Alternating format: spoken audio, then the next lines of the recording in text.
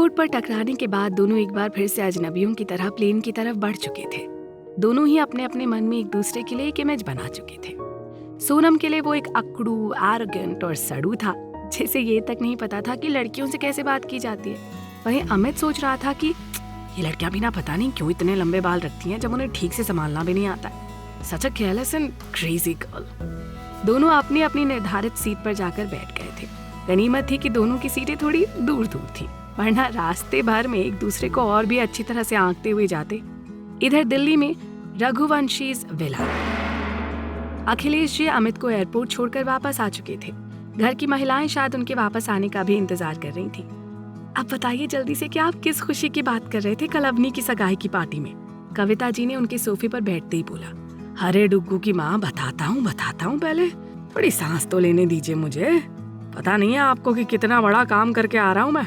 आपके सुपुत्र अपने आप में एक बहुत बड़ा टास्क है, जिसे मैं बिना किसी बहस के और विवाद के सकुशल करके आया हूँ। देख अखिल, जिस बात पे तुम्हारी बीनडड़ी की साइड लेवूंगी, कल रात की अधूरी बात आखिर था कब पूरी करेगा?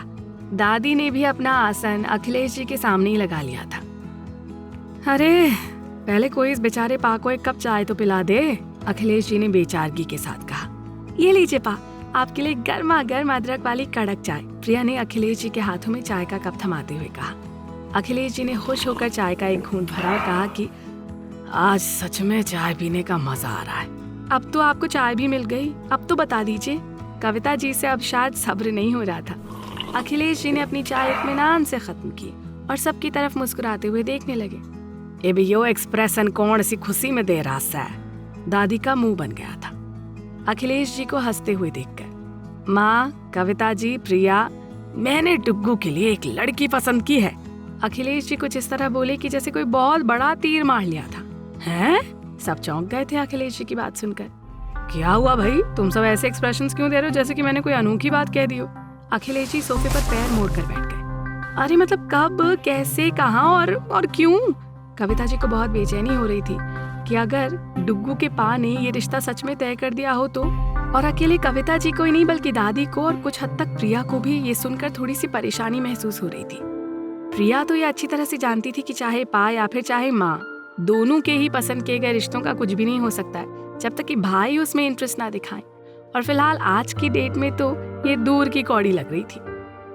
अरे भाई, अगर प्यार मोहब्बत का मामला हो तो समझ में आता है कि बंदे को कुआं और खाई का कोई अंतर नहीं समझ में आता, पर बिना प्यार मोहब्बत के आप किसी से कहकर देख लो कि भाई जरा इस कुएं में गिर जा, माई कसम जो उस बंदे ने आपको ही ना फेंक दिया उस कुएं में तो कहना। खैर छोड़िए, हमें क्या करना है इस कुएं और खाई के चक्कर में पड़कर। क्या हुआ, आप सबकी जुबान को लकवा मार गया है क्या? अखिलेश जी ने उन सबकी तंद्रा को तोड़ते हुए कहा। और मैं क्यों नहीं तय कर सकता हूँ डुग्गू की शादी? आखिर उसका बाप हूँ और वो भी सगा। अखिलेश जी ने तैश में आकर कहा। पर फिर उस लड़की का क्या होगा जिसे मेरा मतलब है कि मैंने, माने और पीयू ने चुना है डुग्गू के लिए। कविता जी परेशान होकर बोली। देखिए कविता जी, कहीं आपने उस लड़की से या फिर उसके घर वालों को कोई बयाना तो नहीं दे दिया है ना? अगर ऐसा है तो फिर मैं आप सबको एक बात बिल्कुल क्लियर किए दे रहा हूँ कि आपको अपनी जुबान से फिरना पड़ेगा। आपको बिना मुझसे पूछे इस तरह की कोई बात आगे बढ़ानी ही नहीं चाहिए थी। सॉरी टू से, पर आप लोगों को उनको मना करना पड़ेगा इस रिश्ते के लिए। अब डुग्गू की शादी होगी तो इसी लड़की से, और ये मेरा आखिरी फैसला है। अखिलेश जी ने अपनी आखिरी लाइन पर थोड़ा जोर देते हुए कहा। अरे पर आप ही ने मुझे कब बताया कि आप डुग्गू के लिए कोई रिश्ता देख रहे हैं? हाँ ये सच है कि अभी मैंने लड़की के घर वालों से कोई बात नहीं की है, पर वो लड़की है ही इतनी प्यारी कि अगर आप भी एक बार उसे देख लेंगे ना तो फिर अपनी वाली फाइनल की हुई लड़की को नापसंद कर देंगे। कविता जी के मन में एक बार फिर से सोनम की सलोनी तस्वीर उभर आई थी। और वैसे भी अखिल था तो अपने दोस्त के साथ बातें करने में घना बिजी था, ते फिर था डुग्गू वास्ते छोरी कठे देख ली तन्ने। दादी कुछ सोचते हुए बोली। माँ, मुझे नहीं पता था कि अवनी की सगाई में मुझे मेरा पुराना क्लासमेट भी मिल जाएगा। हम दोनों ने अपना ग्रेजुएशन आगरा के एक ही कॉलेज RBS कॉलेज से किया था। बाद में मैं वापस दिल्ली चला आया और वो मथुरा। पर जब पता चला कि अवनी के होने वाले ससुर कोई और नहीं मेरा पुराना सहपाठी सत्येंद्र ही है, तो मैं तो बस खुशी से झूम उठा था। उसने बातों बातों में अपनी बेटी के लिए कोई अच्छा सा लड़का हो तो बताने के लिए कहा था, और इतना कहकर उसने मुझे अपनी बेटी से मिलवाया भी था। वो वहीं थी उस सगाई में। अरे सच बड़ी प्यारी बच्ची लगी मुझको। और मैंने तभी डिसाइड कर लिया कि इस हीरे को तो मैं अपने घर की शोभा बनाऊंगा।